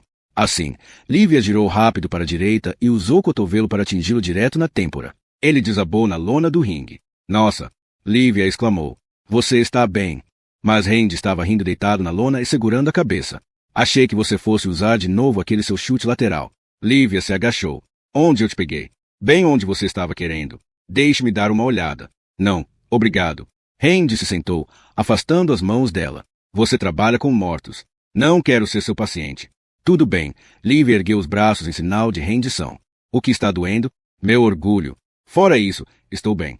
Lívia ofereceu a mão e ajudou Randy a ficar de pé. Os dois saíram do ringue sob o riso abafado dos espectadores. Sim, sim, sim, Randy disse ao grupo. Desopilaram? Isso provocou mais algumas risadas até o grupo voltar aos seus treinamentos. Randy sentou-se no banco e Lívia lhe entregou uma garrafa de água. Como está lidando com a fama, doutora? Continuo vendo você no noticiário. Sou apenas o tapa-buraco. A mídia quer outra pessoa. Acho que você é muito modesta. Espero que saiba que é uma heroína. Não seja dramático, Randy. A cotovelada deve ter tirado um parafuso do lugar. Randy retirou o protetor de cabeça. Não esperava que você admitisse isso, mas andei ouvindo que você falou por aí sobre como procura respostas para dar às famílias. E você salvou a garota que encontrou naquela casa. Além disso, respondeu a maior pergunta que a família dela poderia fazer. Talvez. Lívia sentou-se ao lado dele. O corpo parrudo de Randy parecia pequenar o de Lívia mais quando eles se sentavam lado a lado do que quando treinavam no ringue. Sabe de uma coisa, Randy? Você estava comigo na casa em Cellar Heights. Até parece. Vi fotos daquele lugar no noticiário. Seria mais fácil você achar este negro aqui num comício da Ku Klux Klan do que naquele porão. Lívia sorriu e apontou para seu coração. Você estava aqui. E aqui em cima. Ela deu um tapinha na têmpora. Eu poderia ter morrido se não soubesse as coisas que você me ensinou. Bem, você acabou de fazer um homem de quase 140 quilos cair de bunda no chão. Não tenho mais nada para te ensinar. Lívia se ergueu. Você me ensinou muito mais do que como lutar. Ela beijou Randy no topo da cabeça. Obrigada. Lívia se virou para ir ao vestiário. Ei, Randy a chamou. Espero que tudo corra bem nesse fim de semana. Valeu. Lívia piscou para ele. Oficialmente, o funeral de Nicole ocorreu 15 meses após seu desaparecimento. Foi uma cerimônia silenciosa acompanhada por familiares e amigos. Jessica Tanner e Raquel Ryan passaram o dia com os Cult. Lívia sentiu um nó na garganta quando o Dr. Cole e sua mulher entraram na igreja. Foi um serviço religioso curto que atendeu ao único propósito de pôr um ponto final, com a atmosfera saturada de sofrimento e alívio. A igreja estava quase vazia quando Lívia viu o senhor de idade atravessar a porta lateral e se aproximar do caixão fechado. Ele passou a mão sobre o mogno e curvou a cabeça em oração. Lívia precisou de um momento para identificá-lo. Ela se aproximou e ficou ao lado dele, olhando para o caixão de Nicole.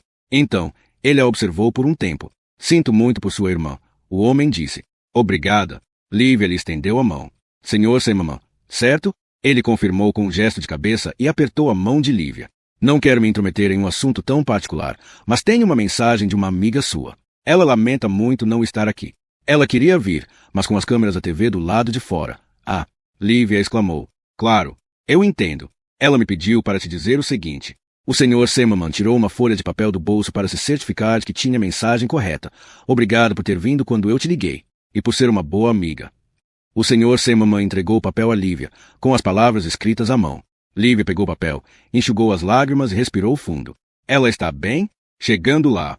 Tem me ajudado com minha mulher, que está doente. Ofereceu-me ajuda desde que a conheci, e eu finalmente a aceitei. Ela é uma grande cuidadora. E faça chuva ou faça sol, vou levá-la para a faculdade de medicina. Por favor, diga-lhe que estou orgulhosa dela. O Sr. Zimmerman assentiu, e mal posso esperar para revê-la. Lívia estava emocionada. Quando ela estiver pronta. Lívia voltou para Raleigh na noite de domingo. Não sabia se tornaria a conversar com Megan, embora a mensagem do Sr. Zimmerman tivesse lhe dado alguma esperança. O que seria de Megan após sua aprovação, Lívia não conseguia imaginar.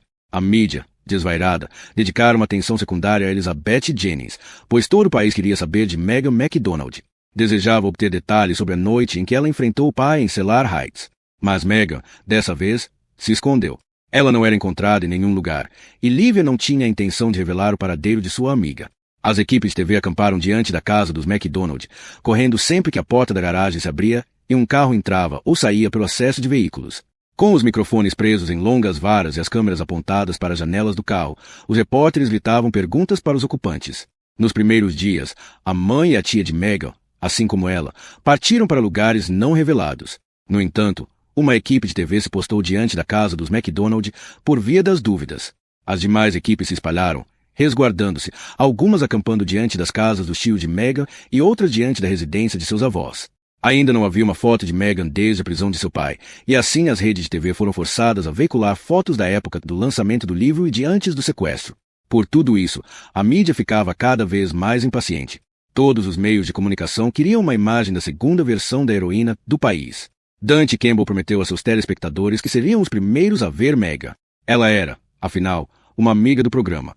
Em sua ausência, o público faminto devorava o livro de Megan. Após a descoberta em Cellar Heights, Desaparecida alcançou o primeiro lugar nas listas de livros mais vendidos. Megan MacDonald deixou de ser apenas a garota que voltou para casa e se tornou aquela que levou seu raptor à justiça. Ela era a garota que triunfara. De fato, era tudo o que a audiência queria.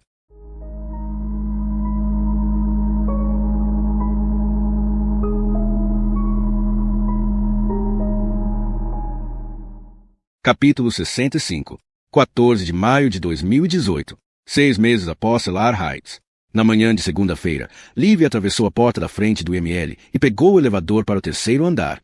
Na semana anterior, ela, diante da mesa de autópsia, trabalhará em seu caso de número 232. Restavam ainda 2 meses de seu curso de especialização. Ela alcançaria facilmente o número mágico de 250 autópsias prometido pelo curso. O tempo de que ela precisava para realizar uma autópsia caíra para 50 minutos, e todos os erros e receios dos primeiros meses do curso quase haviam sido esquecidos. Após 10 meses de curso, Lívia se considerava uma médica legista. Por mais confortável que sua posição como aluna veterana tivesse se tornado, a apreensão pela semana seguinte tomou conta dela. Lívia deveria realizar sua última semana de acompanhamento com Kent Tiepo, que se separara recentemente da mulher. Kent aparecerá na casa de Lívia na semana anterior, bêbado como da última vez. Durante uma incômoda purgação de emoções, ele confessara seus sentimentos por ela. Kent gostava de Lívia mais do que como amiga, ele dissera, usando uma frase que Lívia não ouvia desde o tempo do colégio, e a convidará para um jantar a 2. Pega de surpresa, Lívia recusou a oferta, com todo o jeito, sob o pretexto de que colegas de trabalho não deviam se envolver romanticamente. Ela sugeriu que conversassem quando ele estivesse menos emotivo e conseguisse falar sem rolar tanto a língua. 10 dias passaram desde aquela noite e a conversa ainda tinha de acontecer. O relacionamento dos dois, antes fácil e animado, se tornará estranho. Uma semana juntos no furgão do necrotério seria com certeza aquilo a que Gentile se referiria como uma bela confusão. Contudo, a ansiedade em relação à semana seguinte nunca se instalou. Não houve tempo. Quando as portas do elevador se abriram, Kent estava no corredor. Precisamos conversar, ele disse. Lívia concordou. Ouça, Kent, naquela noite, não é sobre isso. Recebemos uma ligação. Mulher branca descoberta, numa cova rasa em Emerson Forest.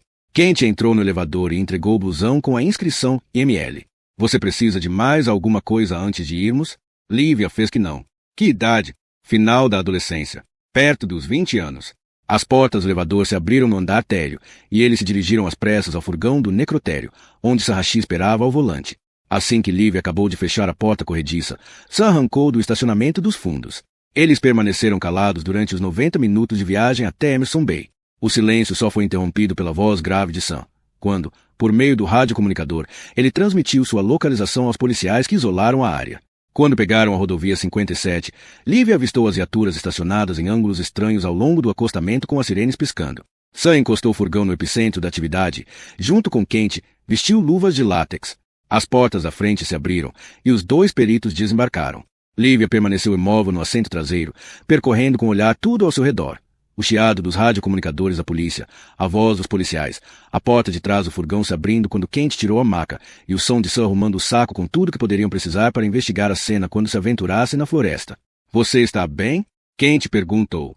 Lívia piscou, só então notando que ele tinha aberto a porta lateral. Ela concordou e saiu do veículo. Bom dia, cavalheiros, um policial cumprimentou. Em seguida, assentiu com a cabeça para Lívia. Doutora Cucci. Lívia ergueu o queixo e tentou sorrir. Meus rapazes levarão a maca. É uma boa caminhada. Cerca de 800 metros, por cima de algumas coisas densas. Sam pegou o saco de lona da maca e o colocou no ombro. Ele e Kent seguiram o policial pela floresta. Lívia se posicionou logo atrás, pesando em troncos caídos e segurando os galhos para os policiais que a acompanhavam passarem. O terreno coberto de musgo emitia uma camada de névoa à medida que eles avançavam para o interior da mata. Um fraco cheiro de outono tinha sido capturado e preservado durante o inverno, e agora se infiltrava pelo solo da floresta. O sol se achava num ângulo pronunciado a partir do leste e brilhava intermitentemente através dos troncos das árvores, formando longas sombras que se insinuavam através da vegetação. Após uma caminhada de 15 minutos, Lívia viu os policiais à distância parados ao redor de uma área demarcada por fita amarela de cena do crime. Ao se aproximar, percebeu um lençol branco sobre o corpo. Sam e Kent se reuniram com os policiais. Tiveram uma discussão rápida que Lívia não escutou. Seu foco estava sobre o lençol branco como neve, que não tinha lugar naquela floresta escura. Pouco depois, Kent olhou para ela, com as sobrancelhas erguidas, fazendo ar de espanto. Lívia concordou. Estou bem. Ela entrou no quadrado cercado com a fita da cor do sol. Kent agachou-se na névoa e segurou a borda do lençol. Olhou uma última vez para Lívia, que respirou fundo e, em seguida, deixou o ar escapar silenciosamente. Lívia balançou a cabeça afirmativamente. Deixe-me vê-la novamente. Em seguida puxou o tecido que cobria o rosto do cadáver.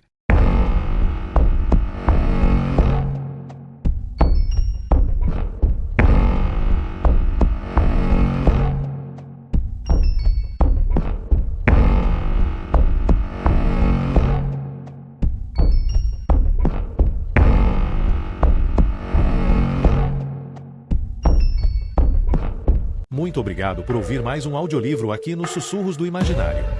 Se você gostou dessa jornada literária, não se esqueça de curtir o vídeo e deixar seu comentário. Queremos saber o que você achou.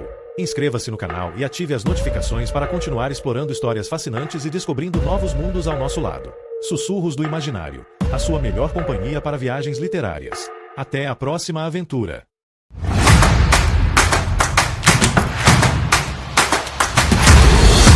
Quer ouvir essa história até o último sussurro?